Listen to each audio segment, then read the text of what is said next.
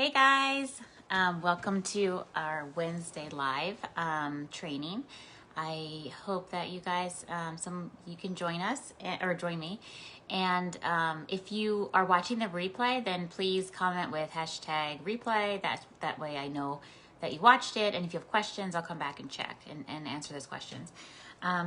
So today I want to discuss, talk to you guys about why diets don't work and, and what does instead. And, how many diets have you tried?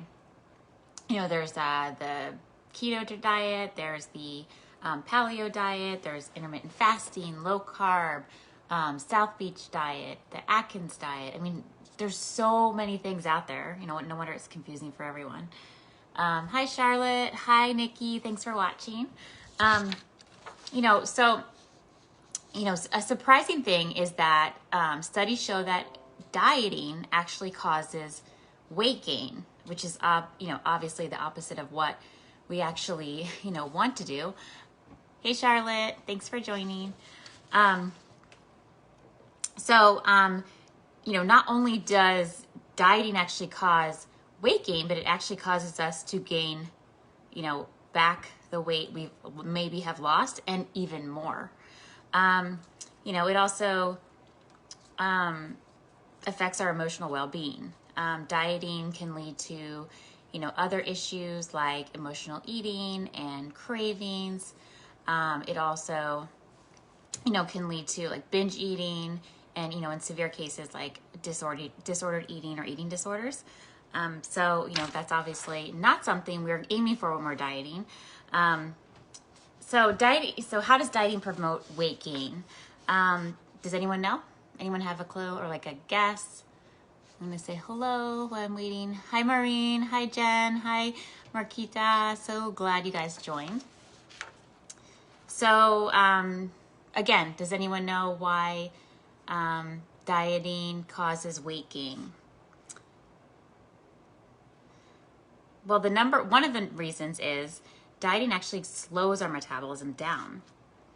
So yes, we need to be in a calorie deficit in order to lose weight, but when we are in an extreme calorie deficit, we're decreased our calories so much, then it actually, when it's too low, and also, when we are cutting out certain food groups, then, too much that the cells in your body actually have no idea, that you're intentionally doing that in order to lose weight.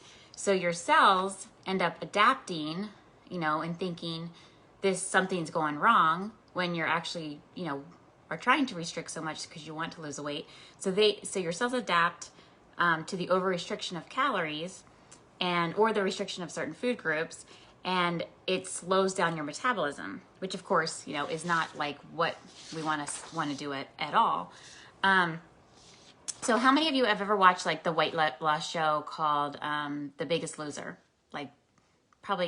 It's probably been a few years since it's been on. I'm not sure if they even do replays of that anymore. But it's basically contestants would come on the show and they had a lot of weight to lose. I mean, usually it was around 100 pounds, sometimes more, maybe, sometimes less. And they would compete against each other for money to lose, the weight. And it was men and women, and they would base it on the percentage of weight loss, I believe. Well, after they did that, they had that show in the air. They did a 6-year follow-up study. Okay, Nikki has watched it. Yeah, okay, you guys have watched it. Cool. Good, so you know what I'm talking about. So after about 6 years, they did a study on them to follow up with the contestants. And it showed that, compared to their baseline, the contestants' metabolisms were actually suppressed by an average of 500 calories a day. So can you imagine that you've restricted your calories so much that you've actually decreased your metabolism so that it's down 500 calories. So that 500 calories, I mean, you can't do anything about. It's suppressed so much that it makes it extremely hard to lose weight and to keep it off and also to prevent weight gain. And so predictably, they gain the weight back. So a lot of them gain the weight back, and not all of it, but a significant amount of it. And some people gained even more. So when you're so another number two is that when you diet, your body breaks down muscle for energy. So the muscle is, when your calories are so low that it doesn't have like carbohydrates to feed off of, then it starts to eat at your muscle and it turns it into carbohydrates. And, that decreases your lean muscle mass, which is what, part of the reason, part of the thing that helps your metabolism keep going. And you definitely don't want to break down your muscle. It's not what you want at all. So it's kind of like, if you think about it as like you're being so poor that you can't afford your heating bill and you can't afford to buy wood. So you have to like burn your kitchen cabinets in order to stay warm. It's kind of like that. Like your body is so deprived that it starts using muscle for energy because your body needs energy. So being on a diet that is so restrictive is, counteracting everything you're trying to do. Maybe in the beginning you're going to see weight loss. Maybe you actually do lose weight, but you've already, at this point, in this, what we're talking about, you've kind of messed up your metabolism. So it's so low to the point of you're not burning as many calories, just like at rest. It's actually slowed it down so much. And then also you're burning, you're breaking down muscle and burning it for fuel, and it's turning into carbohydrates. So that's also decreasing your metabolism. So two things you don't want to do, but a lot of us do when we're dieting. So in the Biggest Loser study, also showed that the contestants actually had more lean tissue at the beginning of the competition versus 6 years later after the competition. Their lean muscle, their lean muscle tissue was not restored back to their normal levels.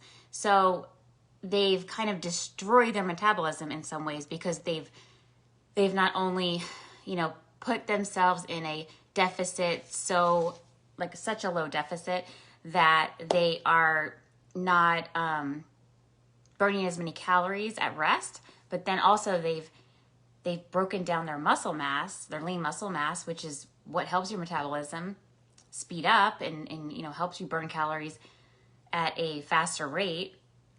They've destroyed that too. So now even 6 years later, they still have less lean muscle than before they even started the competition, when they were 100 pounds overweight.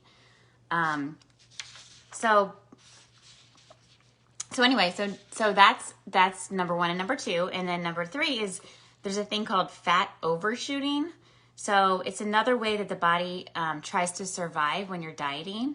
So when you have a loss of both fat and lean muscle, it causes the body to gain more weight in the form of body fat. So when you've, slowed your metabolism so far down and you've lost lean muscle weight, then your body compensates in order to survive, and it actually causes your body fat to go up. So this is extreme. This is when you're on a very low calorie diet, when you've restricted so much, because a lot of people think I need to starve and I'll lose weight. If I starve myself enough, I'll lose weight. And yes, you probably will. But these are all the things that you're, destroying in the process. So yes, you might see the weight loss, but it's going to come back, and it's probably going to come back, back to where you were and even more. You're going to gain even more. And then it's going to be way harder to lose. So it's like your body's going through this cycle of, let me try this diet. Okay, seems like it didn't work. And so your body's compensating for that diet. And then you switch to another diet. So your body's like, okay, let me compensate for this diet. And then you switch to another one. And then your body's compensating. So your body's continually compensating, which means it's almost like destroying your metabolism, breaking down your muscle, like all the things you don't want to do. So another thing, number 4, that, why diets don't work is it can cause hormonal changes. So this will make you like more hungry and more preoccupied with food. So when, back to the Biggest Loser, what showed up in their hormone levels, is that they had a lower level of a hormone called leptin. And leptin is the hormone that triggers feelings of fullness. So if your leptin hormone is low, that means you are more hungry because your feeling of fullness is like desensitized a bit, and so that you feel like you're hungry even though you actually have had adequate calories. So it kind of messes up your hormones, which is not good either. So it makes it even harder, and you feel like you have to have like you have to have, you know, sorry, I lost my train of thought. I was trying to read something. It's, what was I saying? It slows down your metabolism, and you feel like you're hungry when, you know, if your hormones were like at a normal rate, you would be fine. You would be satisfied, right? So let me just check these questions. Hi, Erin. Hi, Dana. How do you recover from a slow down like that? It's hard to, it takes time to recover from a slowdown like that. And I'm going to get to that. I'm going to get to that. But yes, I mean, one of the things is just not eating at such a deficit so that your body can recover, you know, and just getting adequate calories so it can realize that, okay, I'm not being starved, and I do know when my next meal is going to happen or when the next meal is going to come. And so I'm not going to stay so, like, I'm not going to keep the metabolism is so slow because I fear when my next meal is going to come because I'm only eating, you know, 1,000 calories or whatever. Less than 1,200 is never good for anybody ever. And 1,200 may be too low for a lot of people, actually. It just depends on your body weight and your goal. So anyway, so all of these things add up to making like sustained weight loss extremely difficult for most people, because of just that mental thought that if I eat less, I will lose weight. And again, yes, that's true. You eat less, you're going to lose weight. And yes, you do need to be in a calorie deficit to lose weight. But when you are in too much of a deficit because you just don't know, like it's not necessarily your fault. You might think, oh, so-and-so is eating 1,200 calories, so I'm going to eat 1,200 calories and then I'll lose weight. And yeah, you probably will. But likely you'll hit a plateau. Likely you'll slow down your metabolism if that 1,200 calories is too low for you. So likely you're gonna get tired of it. You're gonna be hungry, and then you're gonna go back to normal eating for whatever that is for you. And your metabolism has already slowed down. So then you're gonna just go back to normal, and you're gonna gain the weight back, and then you're gonna gain more because your metabolism has slowed down. So it also affects our emotional well-being, right? Because, you know, when you are trying to do what you think is right by dieting or lowering your calorie levels without really a good plan for you individually, then we tend to, what happens with like dieting is that we end up having cravings because our body is deprived of certain nutrients. So it starts craving things, and it tends to crave sugars or salty foods or, you know, things that are less healthy. I mean, we don't normally crave, you know, fruits and vegetables. It's just not the normal. And then also it can lead to like binge eating because we've restricted so much, and then we get to a point where we just can't take it anymore, and then we binge eat, and then we overeat, and then we try to start over the next day and like, let me try again, and maybe it'll work for a couple days, and then you're restricted too much. And so, you know, if we restrict ourselves so much and we don't allow ourselves without guilt to have foods that we love and enjoy that may not be the healthiest, then we just are on this cycle of constantly, you know, losing and gaining, losing and gaining. It also can lead to, like I had said before, it can lead to more extreme cases of eating disorders, because, you know, we don't know. It's like you just get frustrated and tired, and some people just have that like extreme willpower to, I'm just going to restrict, and then, you know, they end up either binging or becoming bulimic or anorexic, and, you know, and that's just a huge thing to overcome, you know, so if you don't want to get there, obviously. Um, you know, and also like diets are often temporary. Like when we think of a diet, we don't think of it as a long-term thing. So we think of like, okay, I'm going to go on this vacation, or I have this event coming up and I just want to lose weight. And so they oftentimes like go on the extreme diets. And, you know, keto is a good example. I'm not saying that keto is bad. I'm just saying that, you know, some people love keto and a lot of people lose weight on keto, which is, you know, fabulous. The problem with keto is when you, or if you go off of it, and you start eating carbs again, it's that same thing. You've eliminated that food group, and once you start eating them again, you know your metabolism has slowed down, and all of a sudden you gain the weight back. So that can be a problem for a lot of people. Some people can stay on it for an extended period of time and they keep the weight off and they're disciplined and, you know, it doesn't affect them. But, you know, eventually it might actually affect your hormones as you get older. So just something to be, you know, concerned about. Also, if you're eating a very high saturated diet on a keto diet, that can also affect other things in, you know, like heart conditions or high cholesterol. You know, things that you don't want to develop. I mean, maybe you're at your goal weight, but then all of a sudden you have high cholesterol and then you have all these, you know, health conditions. You don't want that either. So what does work? You know, I've probably said this many times before, but what works, you know, in the long term, realistically, is a, you know, not a diet, but like a lifestyle change, like a change where it's not temporary, and it's not restrictive, and it fits into your lifestyle, right? So it's something where you know this.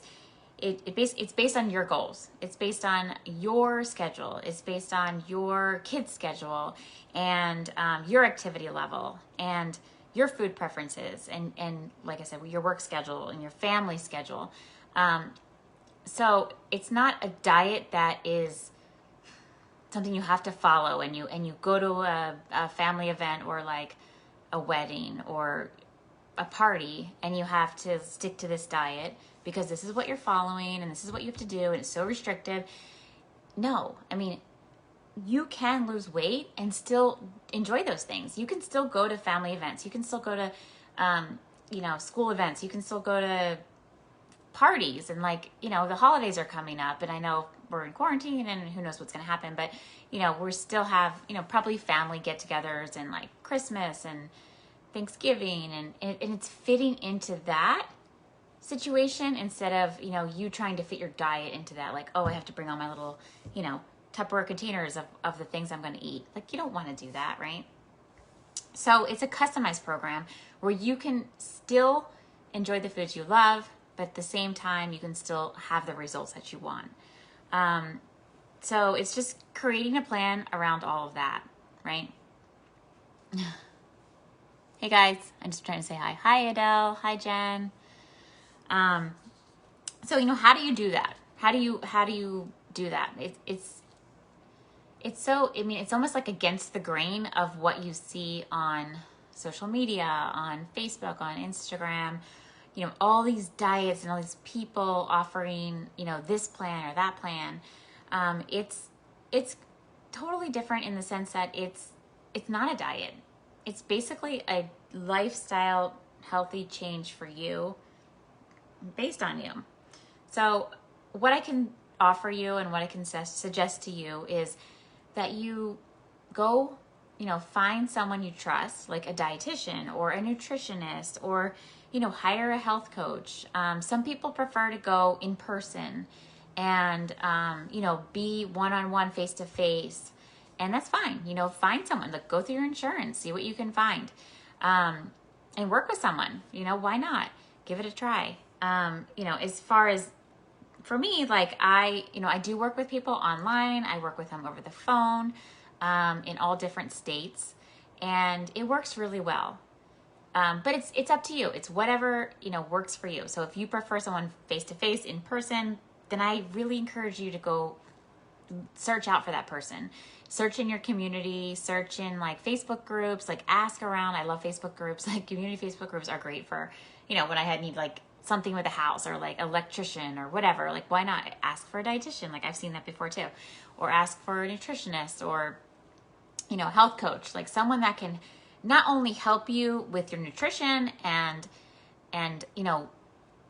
make sure you're following something that is healthy and realistic and that fits into your lifestyle, but also, is there for you for support and accountability, because that's a huge, huge part of it. And maybe you have a good friend or a family member or a sister or brother or, someone that is like super supportive and wants to do it with you. That's great too. It's just finding what works for you, and, working with someone might be great for you, but just finding an accountability partner might be what's best for you. It just depends on you and your personality and whatever, works best in your life and finances and all that.